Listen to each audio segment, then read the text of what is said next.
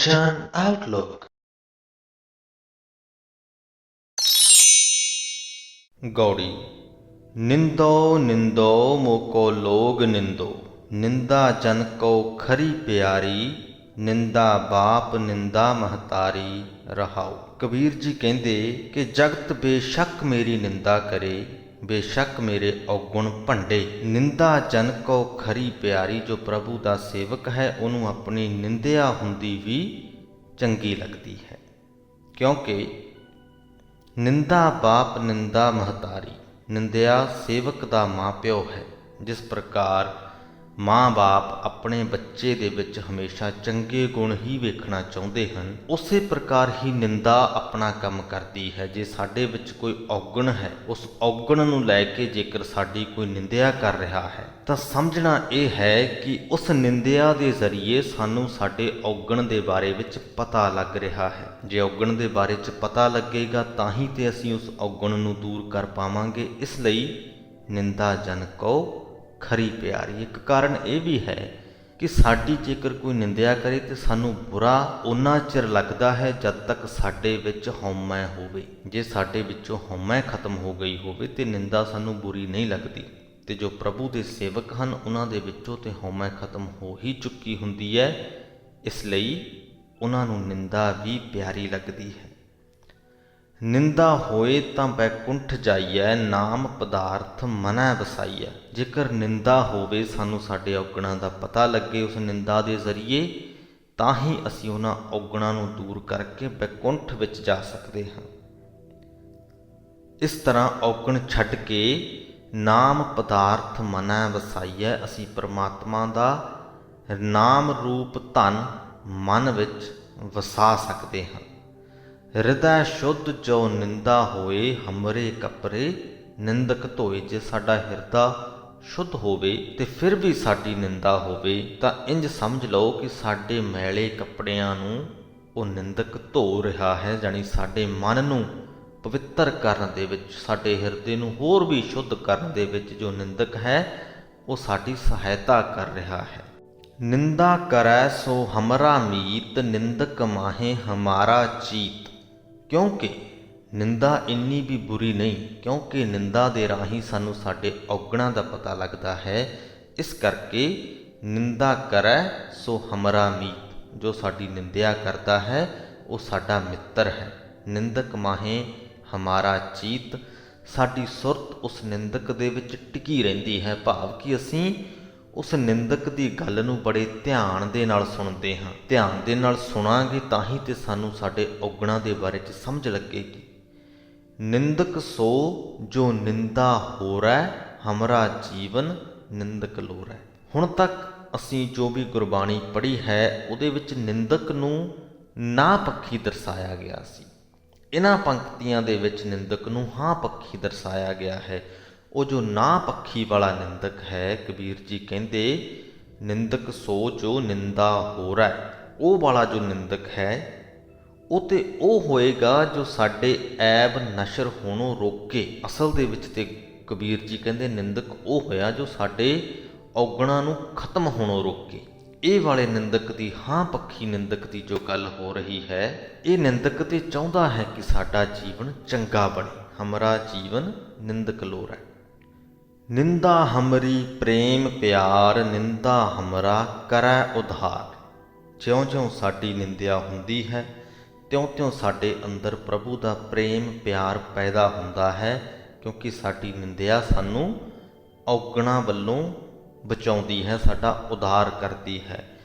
जन कबीर को निंदा सार, निंदक डूबा हम उतरे पार। सो दास कबीर लई तां उहदी निंदिया सार है, श्रेष्ठ है। जे उहदी निंदिया होएगी उहनूं उहदे औगणां दा पता लगेगा, तां ही वो अपने औगणां नूं दूर कर पाएगा। असीं ते अपने औगण दूर कर लैंदे हां, पर जो निंदक है, निंदक डूबा हम उतरे पार, अपने औगणां नूं दूर करके असीं ते इस संसार समुंदर तो पार लंघ जांदे हां, पर वो निंदक विचारा विच ही डुੱਬ जाता है। राजा राम तू ऐसा निरभਉ, तरन तारन राम राया। रहाओ हे सब ਦੇ ਮਾਲਕ ਪ੍ਰਭੂ, ਸਭ ਜੀਵਾਂ ਨੂੰ ਤਾਰਨ ਲਈ ਸਮਰੱਥ ਰਾਮ, हे ਸਭ ਵਿੱਚ ਵਿਆਪਕ ਪ੍ਰਭੂ, ਤੂੰ ਕਿਸੇ ਤੋਂ ਨਹੀਂ ਡਰਦਾ, ਤੇਰਾ ਸੁਭਾਅ ਕੁਝ ਅਨੋਖਾ ਹੈ, ਨਿਰਭਉ ਹੈ। जब हम होते तब तुम नाही, अब तुम हो हम नाही। जितना चिर ਅਸੀਂ ਸੀ ਉਹਨਾਂ ਚਿਰ ਤੂੰ ਸਾਡੇ ਅੰਦਰ ਨਹੀਂ ਸੀ। ਅਸੀਂ ਸੀ ਤੋਂ ਭਾਵ ਕਿ ਜਦ ਤੱਕ ਸਾਡੇ ਵਿੱਚ ਇੰਨੀ ਹਉਮੈ ਸੀ ਕਿ ਅਸੀਂ ਆਪਣੇ ਆਪ ਨੂੰ ਕੁਝ ਸਮਝਦੇ ਸਾਂ, ਕੁਝ ਬਣੀ ਫਿਰਦੇ ਸਾਂ, ਉਦੋਂ ਤੱਕ ਤੂੰ ਸਾਡੇ ਅੰਦਰ ਪ੍ਰਗਟ ਨਹੀਂ ਸੀ। ਹੁਣ ਜਦ ਤੂੰ ਸਾਡੇ ਅੰਦਰ ਪ੍ਰਗਟ ਹੋ ਗਿਆ ਏ, ਤੂੰ ਸਾਡੇ ਅੰਦਰ ਨਿਵਾਸ ਕੀਤਾ ਹੈ। ਅਬ ਤੁਮ ਹੋ ਹਮ ਨਾਹੀ, ਹੁਣ ਤੂੰ ਹੀ ਤੂੰ ਹੈ, ਉਹ ਹਉਮੈ ਨਹੀਂ ਰਹੀ, ਹੁਣ ਮੈਂ ਨਹੀਂ ਰਿਹਾ।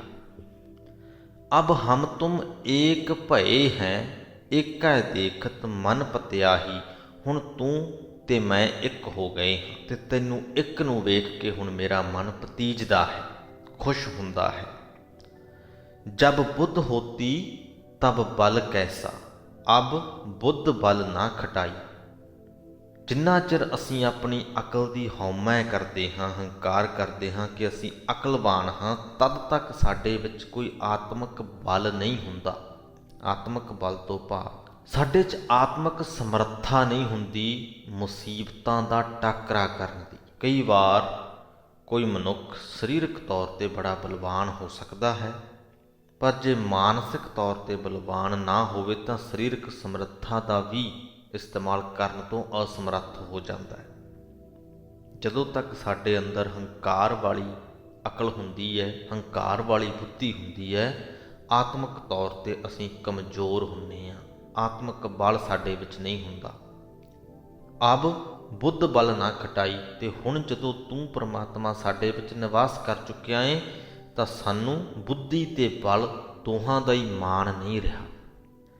ਕਹਿ ਕਬੀਰ ਬੁੱਧ ਹਰ ਲਈ ਮੇਰੀ, ਬੁੱਧ ਬਦਲੀ ਸਿੱਧ ਪਾਈ। ਕਬੀਰ ਆਖਦਾ ਹੈ ਕਿ ਪ੍ਰਮਾਤਮਾ ਨੇ ਮੇਰੀ ਹਉਮੈ ਵਾਲੀ ਬੁੱਧੀ ਮੇਰੇ ਤੋਂ ਖੋਹ ਲਈ, ਉਸ ਅਕਲ ਦੇ, ਉਸ ਬੁੱਧੀ ਦੇ ਬਦਲੇ ਦੇ ਵਿੱਚ ਮੈਨੂੰ ਤੂੰ ਕਰਨ ਵਾਲੀ ਸਿੱਧੀ ਦੇ ਦਿੱਤੀ, ਤੂੰ ਹੀ ਤੂੰ ਕਰਨ ਵਾਲੀ ਸਿੱਧੀ ਦੇ ਦਿੱਤੀ। ਗੌੜੀ ਖਟ ਨੇਮ ਕਰ ਕੋਠੜੀ ਬਾਂਧੀ, ਬਸਤ ਅਨੂਪ ਬੀਚ ਪਾਈ, ਕੁੰਜੀ ਕੁਲਫ ਪ੍ਰਾਨ ਕਰ ਰਾਖੇ, ਕਰਤੇ ਬਾਰ ਨਾ ਲਾਈ। ਖਟ ਨੇਮ ਤੋਂ ਇੱਥੇ ਭਾਵ ਹੈ ਪੰਜ ਤੱਤ ਜਿਨ੍ਹਾਂ ਦਾ ਬਣਿਆ ਹੋਇਆ ਇਹ ਸਰੀਰ ਮੰਨਿਆ ਜਾਂਦਾ ਹੈ, ਤੇ ਛੇਵਾਂ ਮਨ ਕਹਿ ਲਈਏ ਜਾਂ ਆਤਮਾ ਕਹਿ ਲਈਏ, ਉਹ ਸ਼ੈ ਜਿਹਦੇ ਕਰਕੇ ਅਸੀਂ ਸੁਚੇਤ ਹਾਂ, ਜਿਹਦੇ ਕਰਕੇ ਅਸੀਂ ਜੀਵਤ ਹਾਂ। ਉਹ ਸ਼ੈ ਜੋ ਸਰੀਰ ਦੇ ਵਿੱਚੋਂ ਨਿਕਲ ਜਾਏ ਤੇ ਸਰੀਰ ਮੁਰਦਾ ਹੋ ਜਾਂਦਾ ਹੈ। ਸੋ ਛੇਵੀਂ ਉਹ ਸ਼ੈ ਤੇ ਪੰਜ ਤੱਤ ਜਿਨ੍ਹਾਂ ਦਾ ਸਰੀਰ ਬਣਿਆ, ਪਰਮਾਤਮਾ ਨੇ ਇਹ ਛੇਆਂ ਨੂੰ ਜੋੜ ਕੇ ਕੋਠੜੀ ਬਾਂਧੀ ਭਾਵ ਇਹ ਸਰੀਰ ਬਣਾ ਦਿੱਤਾ। ਬਸਤ ਅਨੂਪ ਬੀਚ ਪਾਈ, ਤੇ ਆਪਣੀ ਆਤਮਿਕ ਜੋਤ ਰੂਪ ਇੱਕ ਅਚਰਜ ਵਸਤੂ ਇਸ ਸਰੀਰ ਦੇ ਵਿੱਚ ਰੱਖ ਦਿੱਤੀ। ਕੁੰਜੀ ਕੁਲਫ ਪ੍ਰਾਨ ਕਰ ਰਾਖੇ, ਇਸ ਘਰ ਦਾ ਜੰਦਰਾ ਕੁੰਜੀ ਪ੍ਰਮਾਤਮਾ ਨੇ ਪ੍ਰਾਣਾਂ ਨੂੰ ਹੀ ਬਣਾ ਦਿੱਤਾ। ਕਰਤੇ ਬਾਰ ਨਾ ਲਾਈ, ਤੇ ਇਹ ਸਾਰੀ ਖੇਡ ਰਚਣ ਲੱਗਿਆਂ ਉਸ ਪ੍ਰਮਾਤਮਾ ਨੇ ਬਹੁਤੀ ਦੇਰ ਨਹੀਂ ਲਾਈ। ਅਬ ਮਨ ਜਾਗਤ ਰਹੋ ਰੇ ਭਾਈ, ਇਸ ਘਰ ਦੇ ਵਿੱਚ ਰਹਿਣ ਵਾਲੇ ਹੇ ਪਿਆਰੇ ਮਨ, ਹੁਣ ਤੂੰ ਜਾਗਦਾ ਰਹੋ। ਗਾਫਲ ਹੋਏ ਕਾ ਜਨਮ ਗਵਾਇਓ, ਚੋਰ ਮੂਸੈ ਘਰ ਜਾਈ ਰਹਾਓ।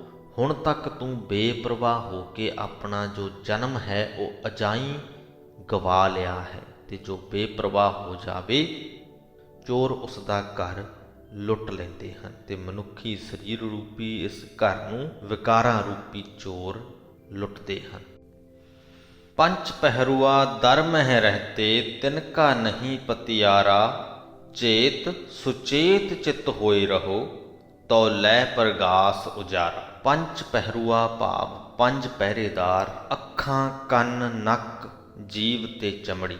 ਇਹਨਾਂ ਨੂੰ ਪਹਿਰੇਦਾਰ ਇਸ ਕਰਕੇ ਕਿਹਾ ਗਿਆ ਹੈ ਕਿਉਂਕਿ ਸਾਡੇ ਸਰੀਰ ਤੇ ਜਾਂ ਸਾਡੇ ਵਾਤਾਵਰਣ ਦੇ ਵਿੱਚ ਕੋਈ ਖਤਰਾ ਹੋਵੇ ਤਾਂ ਇਹਨਾਂ ਦੇ ਰਾਹੀਂ ਹੀ ਉਸ ਖਤਰੇ ਦੀ ਜਾਣਕਾਰੀ ਸਾਡੇ ਦਿਮਾਗ ਤੱਕ ਅੱਪੜਦੀ ਹੈ। ਪਰ ਇਹ ਪੰਜੇ ਹੀ ਸਾਨੂੰ ਵਿਕਾਰਾਂ ਵੱਲ ਵੀ ਲਿਜਾ ਸਕਦੇ ਹਨ। ਉਦਾਹਰਣ ਦੇ ਤੌਰ ਤੇ ਜੇਕਰ ਅੱਖਾਂ ਲੈ ਲਈਏ, ਅੱਖਾਂ ਨਾਲ ਅਸੀਂ ਆਪਣੇ ਵਾਤਾਵਰਣ ਦੇ ਵਿੱਚ ਮੌਜੂਦ ਖਤਰੇ ਨੂੰ ਵੀ ਵੇਖ ਸਕਦੇ ਹਾਂ, ਪਰ ਅੱਖਾਂ ਦੇ ਨਾਲ ਹੀ ਅਸੀਂ ਪਰਾਇਆ ਧਨ, ਪਰਾਈ ਇਸਤਰੀ ਵੀ ਤੱਕ ਸਕਦੇ ਹਾਂ। ਪਹਿਲਾ ਜੋ ਕਾਰਜ ਹੈ ਉਹ ਸਾਡੇ ਜੀਵਨ ਦਾ ਅਸਲ ਮਨੋਰਥ ਹੈ, ਅੱਖਾਂ ਦਾ ਅਸਲ ਮਨੋਰਥ ਹੈ, ਤੇ ਜੋ ਦੂਸਰਾ ਹੈ ਉਹ ਵਿਕਾਰ ਹੈ। ਇਸੇ ਲਈ ਕਬੀਰ ਜੀ ਕਹਿੰਦੇ ਹਨ, ਪੰਜ ਪਹਿਰੂਆ ਦਰ ਮਹਿ ਰਹਤੇ। ਸਰੀਰ ਦੇ ਦਰਵਾਜ਼ਿਆਂ ਦੇ ਉੱਪਰ ਇਹ ਪੰਜ ਪਹਿਰੇਦਾਰ ਬੈਠੇ ਹਨ। ਤਿਨਕਾ ਨਹੀਂ ਪਤਿਆਰਾ, ਪਰ ਇਹਨਾਂ ਦਾ ਵਸਾਹ ਨਹੀਂ ਕੀਤਾ ਜਾ ਸਕਦਾ। ਇਹ ਸਾਨੂੰ ਪੁੱਠੇ ਪਾਸੇ, ਵਿਕਾਰਾਂ ਵਾਲੇ ਪਾਸੇ ਵੀ ਲਿਜਾਣ ਦੀ ਸਮਰੱਥਾ ਰੱਖਦੇ ਹਨ। ਇਹਦੇ ਤੋਂ ਬਚਣ ਲਈ ਅਸੀਂ ਕੀ ਕਰ ਸਕਦੇ ਹਾਂ? ਚੇਤ ਸੁਚੇਤ ਚਿੱਤ ਹੋਏ ਰਹੋ। ਸੁਚੇਤ ਚਿੱਤ ਹੋ ਕੇ, ਹੁਸ਼ਿਆਰ ਹੋ ਕੇ ਉਸ ਪ੍ਰਮਾਤਮਾ ਨੂੰ ਚੇਤੋ, ਉਹਨੂੰ ਸਿਮਰੋ। ਤਉ ਲੈ ਪ੍ਰਗਾਸ ਉਜਾਰਾ, ਤਾਂ ਤੁਹਾਡੇ ਅੰਦਰ ਉਸ ਪ੍ਰਮਾਤਮਾ ਦੀ ਜੋਤ ਦਾ ਚਾਨਣ, ਉਜਾਲਾ, ਪ੍ਰਕਾਸ਼ ਹੋਏਗਾ। ਨੌ ਘਰ ਦੇਖ ਜੋ ਕਾਮਨ ਭੂਲੀ, ਬਸਤ ਅਨੂਪ ਨਾ ਪਾਈ। ਸਾਡੇ ਸਰੀਰ ਦੇ 9 ਗੋਲਕ, 9 ਦਰਵਾਜ਼ੇ ਜੋ ਹਨ, ਜਿਨ੍ਹਾਂ ਦੀ ਗੱਲ ਆਪਾਂ ਬਹੁਤ ਵਾਰ ਕਰ ਚੁੱਕੇ ਹਾਂ, ਉਹਨਾਂ ਨੂੰ ਵੇਖ ਕੇ, ਉਹਨਾਂ ਦੀ ਮੰਨ ਕੇ ਜੋ ਜੀਵ ਇਸਤਰੀ ਆਪਣੇ ਜੀਵਨ ਪੰਧ ਤੋਂ ਭੁੱਲ ਗਈ, ਖੁੰਝ ਗਈ, ਉਹ ਅਨੂਪ ਵਸਤੂ ਨੂੰ ਹਾਸਲ ਨਹੀਂ ਕਰ ਪਾਉਂਦੀ। ਉਹ ਵਸਤੂ ਜੋ ਇਸ ਸਰੀਰ ਦੀ ਕੋਠੜੀ ਦੇ ਵਿੱਚ ਉਸ ਪਰਮਾਤਮਾ ਨੇ ਵਸਾਈ ਹੈ, ਪਰਮਾਤਮਾ ਦੀ ਆਤਮਿਕ ਜੋਤ, ਉਹਨੂੰ ਹਾਸਲ ਨਹੀਂ ਕਰ ਪਾਉਂਦੀ। ਕਹਿਤ ਕਬੀਰ ਨਵੈ ਘਰ ਮੂਸੇ, 10ਵਾਂ ਤੱਤ ਸਮਾਈ। ਕਬੀਰ ਜੀ ਆਖਦੇ ਹਨ ਕਿ 9 ਦੇ 9 ਘਰ ਚੋਰ ਹਨ, ਤੇ 10ਵੇਂ ਘਰ ਦੇ ਵਿੱਚ ਅਸਲੀਅਤ ਹੈ। 10ਵਾਂ ਘਰ ਸਾਡਾ ਦਿਮਾਗ, ਉੱਥੇ ਤੱਤ ਵਸਦਾ ਹੈ, ਉੱਥੇ ਅਸਲੀਅਤ ਹੈ, ਉੱਥੇ ਪ੍ਰਮਾਤਮਾ ਦੀ ਜੋਤ ਸਮਾਈ ਹੋਈ ਹੈ। ਉਹਦੇ ਤੱਕ ਅਸੀਂ ਪੜ੍ਹਨਾ ਹੈ। ਗੁਰਬਾਣੀ ਸਾਨੂੰ ਉਹਦੇ ਤੱਕ ਲਿਜਾਣ ਦੇ ਵਿੱਚ ਸੰਪੂਰਨ ਸਹਾਇਤਾ ਪ੍ਰਦਾਨ ਕਰਦੀ ਹੈ। ਗੌੜੀ ਮਾਈ ਮੋਹੇ ਅਵਰ ਨਾ ਜਾਣਿਓ ਆ ਨਾਨਾ, ਸ਼ਿਵ ਸਨਕਾਦ ਜਾਸ ਗੁਣ ਗਾਵੈ, ਤਾਸ ਵਸੈ ਮੋਰੇ ਭਰਾ ਨਾਨਾ ਰਹਾਉ। ਹੇ ਮੇਰੀ ਮਾਂ, ਮੈਂ ਕਿਸੇ ਹੋਰ ਨੂੰ ਆਪਣੇ ਜੀਵਨ ਦਾ ਆਸਰਾ ਨਹੀਂ ਸਮਝਿਆ, ਕਿਉਂਕਿ ਮੇਰੇ ਪ੍ਰਾਣ ਤਾਂ ਉਸ ਪ੍ਰਭੂ ਦੇ ਵਿੱਚ ਵਸ ਰਹੇ ਹਨ, ਜਿਸ ਦੇ ਗੁਣ ਸ਼ਿਵ ਤੇ ਸਨਕ ਆਦਿਕ ਵੀ ਗਾਉਂਦੇ ਹਨ। ਹਿਰਦੇ ਪ੍ਰਗਾਸ ਗਿਆਨ ਗੁਰ ਗੰਮਿਤ, ਗਗਨ ਮੰਡਲ ਮਹਿ ਧਿਆ ਨਾਨਾ, ਵਿਖੈ ਰੋਗ ਭੈ ਬੰਧਨ ਭਾਗੇ, ਮਨ ਨਿਜ ਘਰ ਸੁਖ ਜਾ ਨਾਨਾ। ਜਦੋਂ ਦੀ ਸਤਿਗੁਰੂ ਨੇ ਮੈਨੂੰ ਉੱਚੀ ਸੂਝ ਬਖਸ਼ੀ ਹੈ, ਗਿਆਨ ਗੁਰ ਗੰਮਿਤ, ਗੰਮਿਤ ਤੋਂ ਭਾਵ ਬਖਸ਼ਣਾ। ਜਦੋਂ ਦੀ ਸਤਿਗੁਰੂ ਨੇ ਮੈਨੂੰ ਗਿਆਨ ਦੀ ਦਾਤ ਬਖਸ਼ੀ ਹੈ, ਹਿਰਦੇ ਪ੍ਰਗਾਸ, ਮੇਰੇ ਹਿਰਦੇ ਵਿੱਚ ਪਰਮਾਤਮਾ ਦਾ ਚਾਨਣ ਹੋ ਗਿਆ ਹੈ। ਗਗਨ ਮੰਡਲ ਮਹਿ ਧਿਆ ਨਾਨਾ, ਮੇਰਾ ਜੋ ਧਿਆਨ ਹੈ ਉਹ ਉੱਚੇ ਮੰਡਲਾਂ ਦੇ ਵਿੱਚ, ਭਾਵ ਕਿ ਪਰਮਾਤਮਾ ਦੇ ਚਰਨਾਂ ਦੇ ਵਿੱਚ ਟਿਕ ਗਿਆ ਹੈ। ਵਿਖੈ ਰੋਗ ਭੈ ਬੰਧਨ ਭਾਗੇ, ਵਿਸ਼ੇ ਵਿਕਾਰਾਂ ਆਦਿਕ ਰੋਗ, ਡਰ ਤੇ ਹੋਰ ਹਰ ਪ੍ਰਕਾਰ ਦੇ ਬੰਧਨ ਦੀਆਂ ਜੰਜੀਰਾਂ ਮੇਰੀਆਂ ਟੁੱਟ ਗਈਆਂ ਨੇ। ਮਨ ਨਿਜ ਘਰ ਸੁਖ ਜਾ ਨਾਨਾ, ਮਨ ਨੇ ਅੰਦਰੋਂ ਹੀ ਸੁਖ ਲੱਭ ਲਿਆ ਹੈ। ਏਕ ਸੁਮਤ ਰਤ ਜਾਨ ਮਾਨ ਪ੍ਰਭ, ਦੂਸਰ ਮਨੈ ਨਾ ਆ ਨਾਨਾ। ਮੇਰੀ ਜੋ ਬੁੱਧੀ ਹੈ ਉਹ ਇੱਕ ਪ੍ਰਭੂ ਦੇ ਵਿੱਚ ਲੀਨ ਹੋ ਗਈ ਹੈ। ਏਕ ਸੁਮਤ ਰਤ, ਮੇਰੀ ਬੁੱਧੀ, ਮੇਰੀ ਸੁਮਤ ਏਕ ਪ੍ਰਭੂ ਦੇ ਵਿੱਚ ਰਤ ਭਾਵ ਕੇ ਰਚ ਗਈ ਹੈ, ਲੀਨ ਹੋ ਗਈ ਹੈ। ਜਾਨ ਮਾਨ ਪ੍ਰਭ, ਮੈਂ ਪ੍ਰਭੂ ਨੂੰ ਹੀ ਆਪਣੇ ਜੀਵਨ ਦਾ ਆਸਰਾ ਸਮਝ ਲਿਆ ਹੈ, ਤੇ ਉਹਦੇ ਵਿੱਚ ਹੀ ਮੇਰਾ ਮਨ ਮੰਨ ਗਿਆ ਹੈ। ਮੇਰਾ ਮਨ ਪ੍ਰਮਾਤਮਾ ਦੀ ਯਾਦ ਦੇ ਵਿੱਚ ਹੀ ਪਤੀਜ ਗਿਆ ਹੈ। ਦੂਸਰ ਮਨੈ ਨਾ ਆ ਨਾਨਾ, ਹੁਣ ਮੈਂ ਦੂਸਰੇ ਕਿਸੇ ਵੀ ਆਸਰੇ ਨੂੰ ਆਪਣੇ ਮਨ ਦੇ ਵਿੱਚ ਵਸਣ ਨਹੀਂ ਦਿੰਦਾ। ਚੰਦਨ ਬਾਸ ਭਏ ਮਨ ਬਾਸਨ ਤਿਆਗ, ਘਟਿਓ ਅਭਿਮਾਨਾ। ਮਨ ਬਾਸਨ ਤਿਆਗ ਭਾਵ ਜਦ ਦਾ ਮੈਂ ਵਾਸ਼ਨਾ ਨੂੰ ਤਿਆਗ ਦਿੱਤਾ ਹੈ, ਮਨ ਦੀਆਂ ਵਾਸ਼ਨਾਵਾਂ ਨੂੰ ਜਦੋਂ ਦਾ ਮੈਂ ਤਿਆਗ ਦਿੱਤਾ ਹੈ। ਚੰਦਨ ਬਾਸ ਭਏ, ਇੰਜ ਲੱਗਦਾ ਹੈ ਜਿਵੇਂ ਮੇਰੇ ਮਨ ਦੇ ਵਿੱਚ ਚੰਦਨ ਦੀ ਖੁਸ਼ਬੂ ਵਾਂਗ ਖੁਸ਼ਬੂ ਫੈਲ ਗਈ ਹੋਵੇ। ਘਟਿਓ ਅਭਿਮਾਨਾਨਾ, ਮੇਰਾ ਅਭਿਮਾਨ, ਮੇਰੀ ਹਉਮੈ, ਮੇਰਾ ਹੰਕਾਰ ਘਟ ਗਿਆ ਹੈ, ਭਾਵ ਖਤਮ ਹੀ ਹੋ ਗਿਆ ਹੈ। ਜੋ ਜਨ ਗਾਏ ਧਿਆਏ ਜਸ ਠਾਕੁਰ, ਤਾਸ ਪ੍ਰਭੂ ਹੈ ਥਾ ਨਾਨਾ। ਤਿਹ ਵੱਡ ਭਾਗ ਬਸਿਓ ਮਨ ਜਾਕੈ, ਕਰਮ ਪ੍ਰਧਾਨ ਮਥਾ ਨਾਨਾ। ਜੋ ਮਨੁੱਖ ਠਾਕੁਰ ਦਾ ਪ੍ਰਮਾਤਮਾ ਦਾ ਜਸ ਗਾਉਂਦਾ ਹੈ, ਪ੍ਰਭੂ ਨੂੰ ਧਿਆਉਂਦਾ ਹੈ, ਪ੍ਰਭੂ ਦਾ ਨਿਵਾਸ ਉਸ ਦੇ ਹਿਰਦੇ ਵਿੱਚ ਹੋ ਜਾਂਦਾ ਹੈ। ਤੇ ਜਿਸ ਮਨ ਵਿੱਚ ਪ੍ਰਭੂ ਵਸ ਪਵੇ, ਉਹਦੇ ਵੱਡੇ ਭਾਗ ਸਮਝੋ, ਉਹਦੇ ਮੱਥੇ ਦੇ ਉੱਪਰ ਉੱਚੇ ਲੇਖ ਉਗੜ ਆਏ ਸਮਝੋ। ਕਾਟ ਸ਼ਕਤ ਸ਼ਿਵ ਸਹਿਜ ਪ੍ਰਗਾਸਿਓ, ਏਕਾ ਏਕ ਸਮਾਨਾਨਾ। ਮਾਇਆ ਦਾ ਪ੍ਰਭਾਵ ਦੂਰ ਕਰਕੇ ਜਦੋਂ ਰੱਬੀ ਜੋਤ ਦਾ ਪ੍ਰਕਾਸ਼ ਹੋ ਗਿਆ, ਕਾਟ ਸ਼ਕਤ ਸ਼ਿਵ ਸਹਿਜ ਪ੍ਰਕਾਸਿਓ, ਏਕਾ ਏਕ ਸਮਾਨਾਨਾ, ਤਾਂ ਫਿਰ ਸਦਾ ਹੀ ਇੱਕ ਨਿਰੋਲ ਪ੍ਰਮਾਤਮਾ ਦੇ ਵਿੱਚ ਮਨ ਲੀਨ ਰਹਿੰਦਾ ਹੈ। ਕਹਿ ਕਬੀਰ ਗੁਰ ਭੇਟ ਮਹਾਸੁਖ, ਭ੍ਰਮਤ ਰਹੇ ਮਨ ਮਾਨਾਨਾ। ਕਬੀਰ ਆਖਦਾ ਹੈ, ਸਤਿਗੁਰੂ ਨੂੰ ਮਿਲ ਕੇ ਉੱਚਾ ਸੁਖ ਪ੍ਰਾਪਤ ਹੁੰਦਾ ਹੈ, ਭਟਕਣਾ ਮੁੱਕ ਜਾਂਦੀ ਹੈ ਤੇ ਮਨ ਪ੍ਰਭੂ ਦੀ ਯਾਦ ਵਿੱਚ ਗਿੱਝ ਜਾਂਦਾ ਹੈ। ਸੋ ਇਸ ਦੇ ਨਾਲ ਹੀ ਸ੍ਰੀ ਗੁਰੂ ਗ੍ਰੰਥ ਸਾਹਿਬ ਜੀ ਦੇ 339ਵੇਂ ਅੰਗ ਦੀ ਬਾਣੀ ਦੀ ਵਿਆਖਿਆ ਦੀ ਸਮਾਪਤੀ ਹੁੰਦੀ ਹੈ ਜੀ। ਅੱਜ ਦੀ ਬਾਣੀ ਦੇ ਵਿੱਚੋਂ ਪਹਿਲਾ ਜੋ ਪ੍ਰਮੁੱਖ ਸੰਦੇਸ਼ ਸਾਨੂੰ ਮਿਲਿਆ, ਉਹ ਨਿੰਦਾ ਤੇ ਨਿੰਦਕ ਦੇ ਬਾਰੇ ਵਿੱਚ ਸੀ।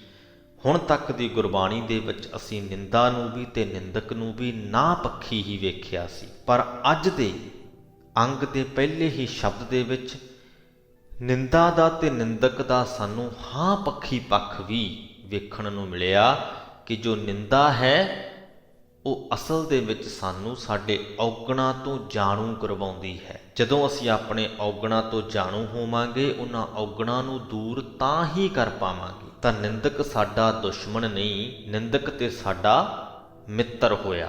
ਇਸੇ ਲਈ ਨਿੰਦਕ ਦੀ ਗੱਲ ਨੂੰ ਧਿਆਨ ਨਾਲ ਵੀ ਸੁਣਨਾ ਚਾਹੀਦਾ ਹੈ, ਤਾਂ ਕਿ ਅਸੀਂ ਆਪਣੇ ਔਗਣਾਂ ਨੂੰ ਸਮਝਣ ਦੇ ਵਿੱਚ ਕੋਈ ਕੁਤਾਹੀ ਨਾ ਕਰ ਪਾਈਏ। ਦੂਜੀ ਗੱਲ ਕਿ ਜਬ ਹਮ ਹੋਤੇ ਤਬ ਤੁਮ ਨਾਹੀਂ, ਅਬ ਤੁਮ ਹੋ ਹਮ ਨਾਹੀਂ। ਜਦੋਂ ਤੱਕ ਹੰਕਾਰ ਹੈ, ਜਦ ਤੱਕ ਅਸੀਂ ਆਪਣੇ ਆਪ ਨੂੰ ਕੁਝ ਸਮਝਦੇ ਹਾਂ, ਪ੍ਰਮਾਤਮਾ ਦੇ ਨਾਲ ਅਸੀਂ ਸਾਂਝ ਨਹੀਂ ਬਣਾ ਸਕਦੇ, ਪ੍ਰਮਾਤਮਾ ਸਾਡੇ ਅੰਦਰ ਵਸ ਨਹੀਂ ਸਕਦਾ। ਜਦੋਂ ਆਪਣੇ ਹੰਕਾਰ ਨੂੰ ਅਸੀਂ ਮਿਟਾ ਦਿੱਤਾ, ਪ੍ਰਮਾਤਮਾ ਦੀ ਜੋਤ ਦਾ ਪ੍ਰਕਾਸ਼ ਸਾਡੇ ਅੰਦਰ ਹੋਏਗਾ। ਜਦ ਇੱਕ ਵਾਰ ਹੋ ਗਿਆ ਤੇ ਫਿਰ ਅਸੀਂ ਪ੍ਰਮਾਤਮਾ ਦੇ ਨਾਲ ਇੱਕ ਮਿੱਕ ਹੀ ਹੋ ਜਾਵਾਂਗੇ, ਤਵੈਤ ਨਹੀਂ ਰਹੇਗੀ। ਫਿਰ ਸਾਡਾ ਹੰਕਾਰ ਵਾਪਸ ਆਉਣ ਦਾ ਸਵਾਲ ਹੀ ਪੈਦਾ ਨਹੀਂ ਹੁੰਦਾ, ਫਿਰ ਅਸੀਂ ਨਹੀਂ ਰਹਿ ਜਾਂਦੇ, ਫਿਰ ਅਸੀਂ ਪ੍ਰਮਾਤਮਾ ਦੇ ਨਾਲ ਇੱਕ ਮਿੱਕ ਹੋ ਜਾਂਦੇ ਹਾਂ। ਤੀਜੀ ਗੱਲ ਮਨੁੱਖ ਦੇ ਸਰੀਰ ਦੀ ਹੋਈ ਕਿ ਕਿਵੇਂ ਪ੍ਰਮਾਤਮਾ ਨੇ 5 ਤੱਤਾਂ ਦਾ ਇਹ ਸਰੀਰ ਘੜ ਦਿੱਤਾ, ਮਨ ਨੂੰ ਇਸ ਸਰੀਰ ਦੇ ਵਿੱਚ ਟਿਕਾ ਦਿੱਤਾ ਤੇ ਇਸ ਸਰੀਰ ਤੇ 5 ਪਹਿਰੇਦਾਰ ਵੀ ਲਗਾ ਦਿੱਤੇ।